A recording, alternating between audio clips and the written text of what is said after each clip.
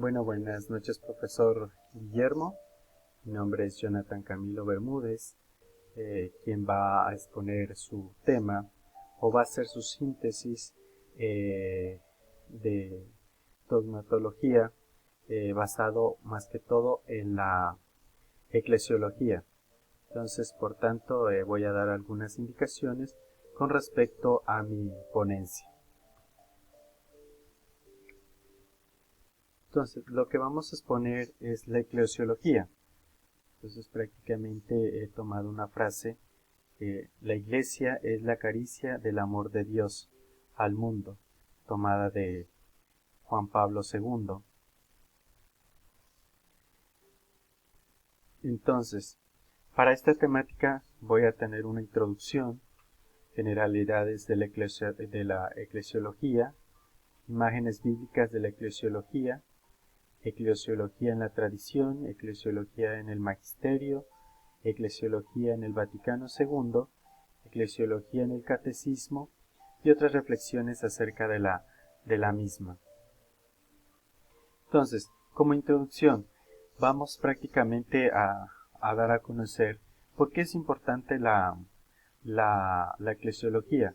Es importante ya que la Iglesia, sociedad humana y divina, establecida por Jesucristo para realizar a través de ella la obra de salvación de los hombres hasta la consumación de los tiempos, tiene como primera función en la ejecución de esta obra salvífica la de enseñar. Prácticamente es lo que es el mandato de Dios, ¿no? A la misma Iglesia, especialmente a los apóstoles, ir por todo el mundo y proclamar la buena nueva. ¿Sí? Y ahora también nos lo recuerda a nosotros, que es la base fundamental de cada uno de los que ejercemos cualquier ministerio en la Iglesia, sea laical o de consagrado. Y pues y hacer discípulos a todas las gentes, bautizándolas en el nombre del Padre y del Hijo y del Espíritu Santo, y enseñándoles a guardar todo lo que yo os he mandado. Esta misión de enseñar todo lo que había recibido de Cristo lo puso en práctica la Iglesia desde el primer día de su existencia pública, que fue el de Pentecostés, cuando el Espíritu Santo confirmó a los apóstoles la fe, les comunicó el don de lenguas e inmediatamente ellos empezaron a anunciar a Jesucristo, que es camino, verdad y vida, así como lo resalta el apóstol San Pablo. La Iglesia vemos que es un misterio, prácticamente a través de que cada día que pasa, los tiempos pasan, pero vemos que la Iglesia también es un misterio, es a la vez divina y es humana, visible e invisible, terrena y celestial, temporal y eterna. ¿Sí? Esto nos lo recuerda también mucho en los pasajes del Apocalipsis. Entonces, para que nosotros veamos la importancia de este gran dogma de la eclesiología. El término de la iglesia prácticamente en griego es eclesia, en hebreo gal, que significa asamblea convocada o reunida. En el Nuevo Testamento eclesia se usa a veces como comunidad local en general o comunidad universal de creyentes. ¿Sí? El origen de la iglesia prácticamente es divino y es trinitario. ¿Por qué es divino y es trinitario? Pues es convocada por el Padre, fundada por Jesucristo y prácticamente llevada por el Espíritu Santo. ¿Sí? Entonces, se da en la elección y la voluntad salvífica del Padre hacia Israel como pueblo de la alianza, el Hijo, la palabra del Padre encarnada, hace realidad esta voluntad a través de la actividad mesiánica, y el Espíritu enviado por el Padre, en quien sustenta las relaciones internas. El misterio de la Trinidad de la Iglesia es un designio preexistente a la creación. La Iglesia figura en el credo como la primera de las obras del Espíritu Santo. Por tanto, no confesamos nuestra fe en ella, sino en la Trinidad que hace brotar la Iglesia como el fruto de su intervención en favor de la salvación del hombre. La Iglesia en Cristo y en el Espíritu Santo, ¿sí? O podemos decir la eclesiología en Cristo y en el Espíritu Santo. Jesús envía el Espíritu ¿a quién? A la iglesia.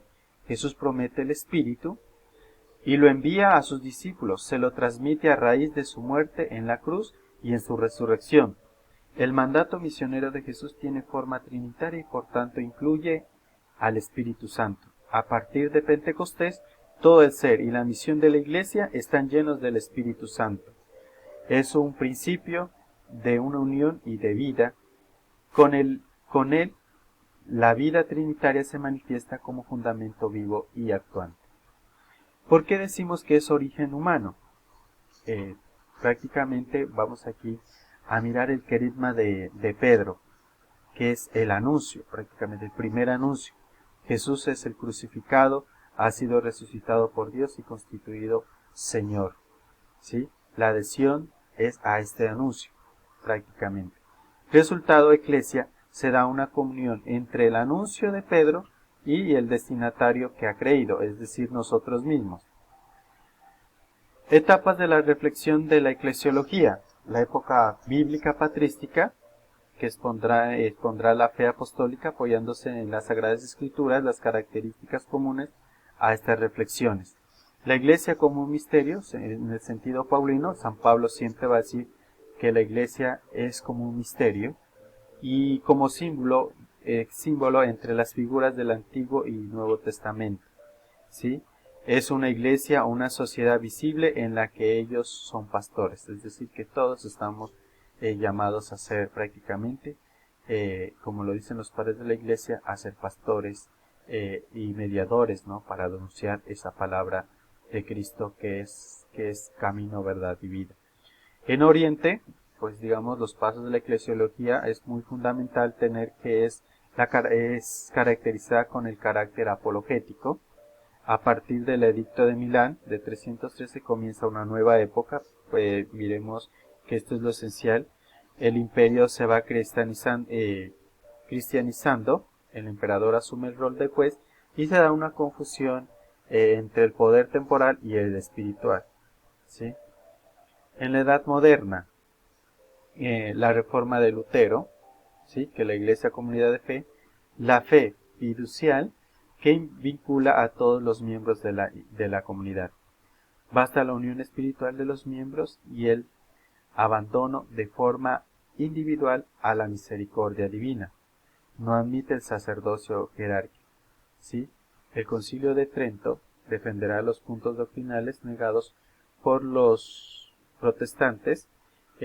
La contrarreforma, siguiendo la ley del péndulo, la Iglesia se ocupa de luchar contra la reforma y da un empobrecimiento en su reflexión eclesiológica. ¿Sí? El retorno a las fuentes durante el Concilio Vaticano I se da tendencia a renovadoras, digamos, que proponen, más que todo aquí, unas tendencias renovadoras que proponen como la de Moller, relacionando a la Iglesia con el misterio del Verbo encarnado y considerada como continuación. Después de la Segunda Guerra Mundial, varios factores influirán de nuevo en la renovación de la eclesiología. La Constitución dogmática Lumen Gentium, en cambio, es prácticamente el cambio, ¿no? Digamos, verdadero. Dice sobre la naturaleza, la misión, la eclesiología de la Iglesia. Eso es lo que nos va a hablar la Lumen Gentium. También vamos a tener el papel sobre la Iglesia en el mundo de hoy y en otros decretos también, como vamos a tener el episcopado, el presbiterado, los laicos, la Iglesia orientales, las misiones. Eso prácticamente lo veremos en la Gaudium Spes, ¿no? Para que lo tengamos nosotros. Entonces continuamos. Esto es prácticamente lo que es la época moderna que vamos a encontrar.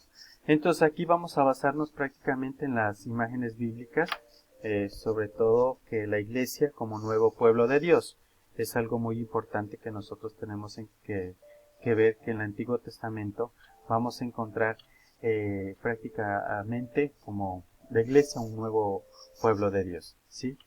En el Antiguo Testamento la palabra misterio asume un significado salvífico progresivamente más claro, hasta llegar a designar los secretos y los planes con que Dios dirige la historia a su término final.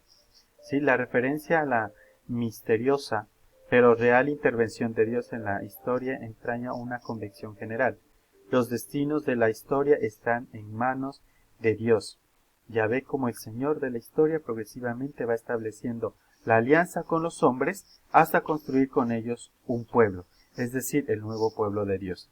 Dios elige a un hombre, Abraham, para que establecer con él una alianza y a través de la cual manifestaría su voluntad de reunir en una nación a todos los hombres, es decir, haré de ti un gran pueblo, te bendeciré, haré famoso tu nombre y servirá de bendición. Esto es lo que encontramos en Génesis 12. Dios elige a los descendientes de Abraham y los constituye su pueblo, liberándolos de la esclavitud por medio de Moisés. Israel, a través de la convicción profunda de Dios, que Dios interviene en su historia, llegará a la conciencia clara de ser el pueblo elegido, propiedad de Yahvé, es decir, de Dios, un pueblo que ya prácticamente es un pueblo nuevo. Dios elige de entre los hijos de Israel, digamos, a un poco de personajes que en Isaías lo vamos a encontrar, con quienes pactará una nueva alianza que se manifestará en la interiorización de la relación y que le servirá como medio de convocar a todos los hombres, universalidad de la salvación, y sobre quienes derramará su espíritu al final de los tiempos. Por tanto, el pueblo de Israel es presentado con características que se diferencian de los demás pueblos. Su origen, es decir, la elección divina y no la voluntad humana. No es propiamente voluntad humana, sino que es prácticamente divina.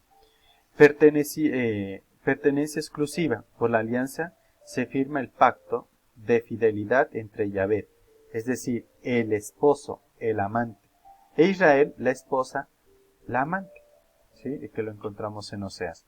La proyección universal. Israel es elegido para que por su medio Yahvé sea conocido en todas partes. Otras imágenes como el arca de Noé, la elección de los 12 tribus de Israel, el arca de la alianza, el pueblo cultural, que también lo vamos a encontrar. En el Nuevo Testamento, Jesús cumple el designio salvífico de Yahvé. En el Nuevo Testamento se establece un vínculo entre el misterio y la persona, y la obra de Cristo Jesús. Es decir, con los sinópticos, quienes presentan esta relación que puede sintetizarse en la expresión: el tiempo se ha cumplido, ha llegado el reino de Dios. Esta expresión no será posible entenderla si no se hace referencia al tiempo precedente a las promesas de Yahvé a su pueblo elegido. ¿Sí? En este cumplimiento del designio salvífico en la persona de Jesús se derivan tres elementos que son muy fundamentales en los sinópticos, que los vamos a mencionar. Jesús anuncia el misterio del reino por todas partes y cuya llegada pone de manifiesto con la fuerza de sus milagros. Jesús tiene conciencia de que este reino anunciado se cumple en su persona, en su propia historia del hombre. ¿Sí? Jesús se presenta a sus discípulos como la epifanía, es decir, de ese reino.